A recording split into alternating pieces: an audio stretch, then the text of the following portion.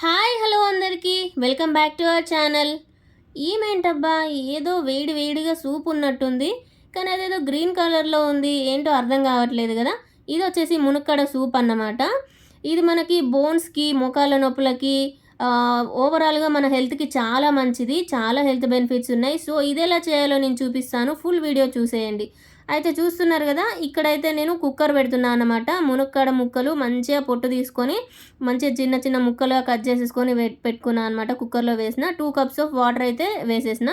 ఒక స్పూన్ అయితే నేను సాల్ట్ అయితే వేసేసి మంచిగా కుక్కర్ అయితే పెట్టేసుకోవాలన్నమాట. కుక్కర్ పెట్టేటప్పుడు కొంచెం జాగ్రత్తగా పెట్టుకోండి, లేదా నార్మల్గా మనం ఉడికించుకున్నా పర్లేదు అన్నట్టు. సో ఇట్లా మంచిగా ఉడికించుకున్న తర్వాత అందులో నుంచి ఇట్లా గుజ్జు ఉంటుంది కదా, ఆ గుజ్జు మొత్తం మంచిగా తీసేసుకోవాలన్నమాట. మనం చూస్తున్నారు కదా, ఇందులో కొన్ని వాటర్ ఉన్నాయి కుక్కర్లో, అట్లా మిగిలిపోయినాయి.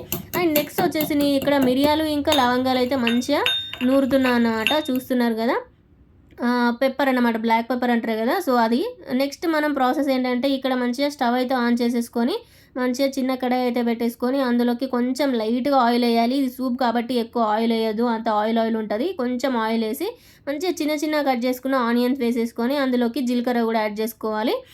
సో చూస్తున్నారు కదా, మంచిగా ఇట్లా గోల్డెన్ కలర్లో వచ్చేదాకా చూసుకొని అట్లనే చేసుకోవాలి.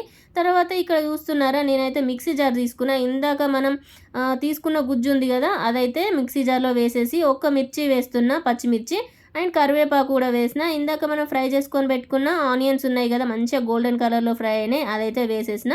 అండ్ ఇక్కడ నేను అల్లం వెల్లుల్లి పేస్ట్ వేసేసాను. అండ్ కొత్తిమీర కూడా వేస్తున్నా కొంచెం. ఒకవేళ మీకు కొత్తిమీర వద్దనుకుంటే స్కిప్ చేసుకోండి. నేను కొంచెం అయితే కొత్తిమీర వేసాను. మంచిగా మిక్సీ పట్టుకోవాలి, చల్లారిన తర్వాత మంచిగా మిక్సీ పట్టుకోవాలి. చూస్తున్నారు కదా, ఇట్లా పేస్ట్ లాగా ఉండాలన్నమాట. స్మూత్ పేస్ట్ లాగా ఉండాలి ఇదైతే.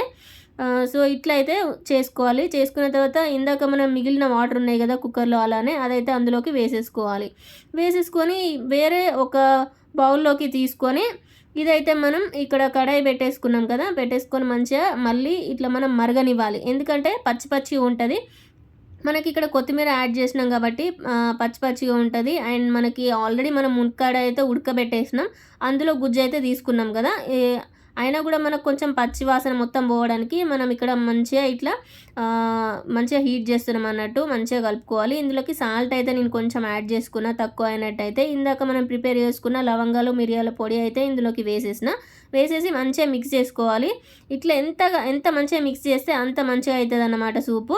మీకు ఎట్లా నచ్చితే అట్లా చేసుకోండి. ఇక్కడ నాకైతే నేను కొంచెం తిక్కగా చేసుకున్నా, అంటే కొంచెం చిక్కగా ఉంది. లేదా మీరు ఇంకా పల్చగా కావాలనుకుంటే పల్చగా కూడా చేసుకోవచ్చు. సో వేడి మునక్కాడ సూప్ అయితే మనకు రెడీ అయిపోయింది. చూస్తున్నారు కదా వీడియోలో. ఇక్కడ నేను ఒక కప్లో అయితే వేస్తున్నాను అన్నమాట. మస్తు టేస్టీగా ఉంది. నేను కూడా ఇట్లా ఎప్పుడు చేయలేదు, ఇదే ఫస్ట్ టైం. బోన్స్కి, మన హెల్త్కి చాలా మంచిదని చెప్పిన తర్వాత నేనైతే ఇట్లా ట్రై చేసిన.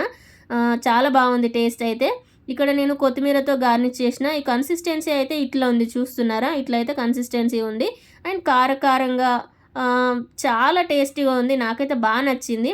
మీకు కూడా నచ్చినట్టయితే లైక్ చేయండి, షేర్ చేయండి అండ్ సబ్స్క్రైబ్ చేసుకోండి.